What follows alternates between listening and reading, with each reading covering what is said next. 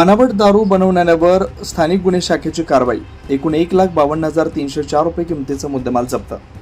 स्थानिक गुन्हे शाखेचे पोलीस निरीक्षक श्री हेमंत पाटील यांना 23 मार्च 2026 रोजी गुप्त बातमीदारामार्फत बातमी मिळाली. धडगाव येथे धनाजी गावाचा कारभारी पडा इथे एका कुडाच्या झोपडीच्या आडोशाला इसम नामे सुनील हत्या पाडवी त्याच्या कब्जात मानवी आरोग्यास अपायकारक अशा स्पिरिट द्रव्यापासून बनावट देशी दारू विक्री करण्याच्या उद्देशाने तयार करतो अशी खात्रीशीर गुप्त माहिती मिळाल्यावरून पोलीस अधीक्षक श्री श्रवण दत्त यस यांच्या मार्गदर्शनाखाली स्थानिक गुन्हे शाखा पोलीस निरीक्षक हेमंत पाटील यांनी स्थानिक गुन्हे शाखेच्या पथकास बातमीची खात्री करून कारवाई करण्याकामी सांगितलं.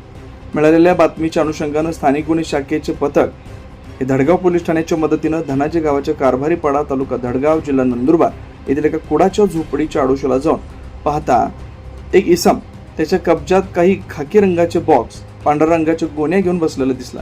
त्यास पोलीस आल्याची चाहूल लागली. त्याने सदर ठिकाणाहून पळ काढला. सदर ठिकाणी पथकाने तपासणी करता मानवी आरोग्यास अपायकारक अशा स्पिरिट द्रव्यापासून बनावट देशी दारू टँगो पंच तयार करण्याचं साहित्य स्पिरिट व इतर असं एकूण 1,52,304 रुपयांचा मुद्देमाल जप्त करण्यात स्थानिक गुन्हे शाखेला यश मिळालं. त्यान्वये आरोपी विरुद्ध धडगाव पोलीस ठाणे इथं गुन्हा रजिस्टर नंबर 123/26 महाराष्ट्र दारूबंदी कायदा कलम 65 प्रमाणे गुन्हा दाखल करण्यात आला.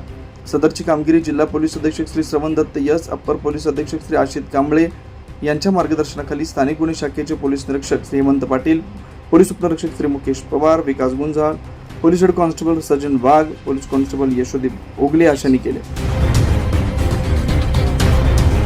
24 लाईव्ह महाराष्ट्र न्यूजसाठी संजय पराडके, धडगाव.